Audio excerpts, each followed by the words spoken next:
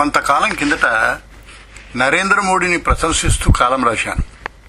నా అభిమాని దగ్గర నుంచి సుదీర్ఘమైన ఈమెయిల్ వచ్చింది. నరేంద్ర మోడీని పొగడకండి సార్, అతను దుర్మార్గుడు, కర్కశుడు అంటూ రాశాడు. నాకు మా మిత్రుడితో ఏకీభవించాలనుంది. ఒక్క క్షణం నరేంద్ర మోడీ అనే దుర్మార్గుడైన ప్రధానమంత్రిని మర్చిపోతాం. కేవలం 3 నాయకుల నమూనా కథలు.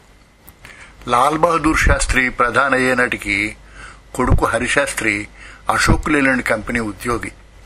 తీరా ఆయన ప్రధాని అయ్యాక హరిశాస్త్రికి సీనియర్ జనరల్ మేనేజర్గా కంపెనీ ప్రమోషన్ ఇచ్చిందట. వారు ఎందుకు ఇచ్చారో నాకు తెలుసు. ముందు ముందు నన్ను వాడుకోవడానికి నువ్వు నీ ఉద్యోగానికి రాజీనామా చేయి, లేదా నేను చేస్తాను అని ఉద్యోగం మాన్పించారు. ఒక ముఖ్యమంత్రి చొక్కా తొడుక్కున్నాక బొత్తాన్ని తెగిపోతే నౌకర్ ఆ బొత్తాన్ని నిలబెట్టి కుట్టిన కథ చదువుకున్నాం. ఆయన పేరు టంగుటూరి ప్రకాశ్ భద్రుడు. ఒక ఆయన ఎమ్మెల్యే సభ అయ్యాక చేతిలో ఖద్దరు సంచితో రూట్ బస్ ఎక్కడని నాకు తెలుసు. ఆయన పేరు వావిలాల గోపాలకృష్ణయ్య. ఒక ఆవిడ పదవిలోకి రాకముందు కేవలం ఒక స్కూల్ టీచర్. ఆవిడ బహుజన్ సమాజ్వాదీ పార్టీ నాయకురాలు మాయావతి. ఆమె సోదరుడు ఆనంద్ కుమార్ 2007లో ఈ మహానుభావుడు ఆదాయం 7 కోట్లు. 7 సంవత్సరాల్లో 1316 కోట్లయిందంటే 26,000% పెరిగింది. ఈయన ముఖ్యమంత్రి సోదరుడన్న కారణానికి ఒకనొక బ్యాంకు 0 వడ్డీతో 67 కోట్లు అప్పిచ్చింది. ఇక ములాయం సింగ్ గారి బంధువులు 100 లెక్కలో ఉన్నారు. వారిని మీరు వెతకక్కర్లేదు. ఉత్తరప్రదేశ్లో ప్రతి పదవిలోనూ వ్యాపారంలోనూ తమ దర్శించుకోవచ్చు. ఇక నరేంద్ర మోడీ కథ. ఈయన బంధువులు ఎవరు, ప్రస్తుతం ఏం చేస్తున్నారు?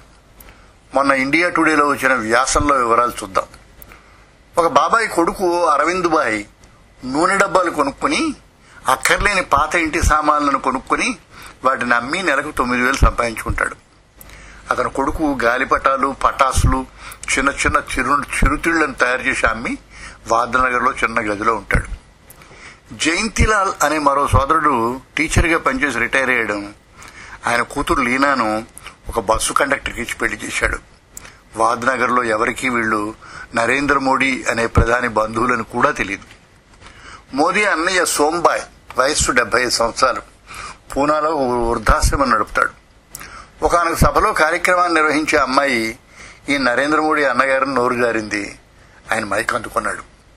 నాకు ప్రధాని మోడీకి మధ్య పెద్ద తెర ఉంది, మీకది కనిపించదు. అవును, నేను నరేంద్ర మోడీ అన్నయ్యని, ప్రధానికి కాదు. ప్రధాని మోదీకి నేను 1.25 బిలియన్ల కోట్ల భారతీయుల సోదరుణ్ణి అన్నారు. మోదీ అన్నయ్య అమృతాబాయ్ 72 ఏళ్లు చెప్పాడు.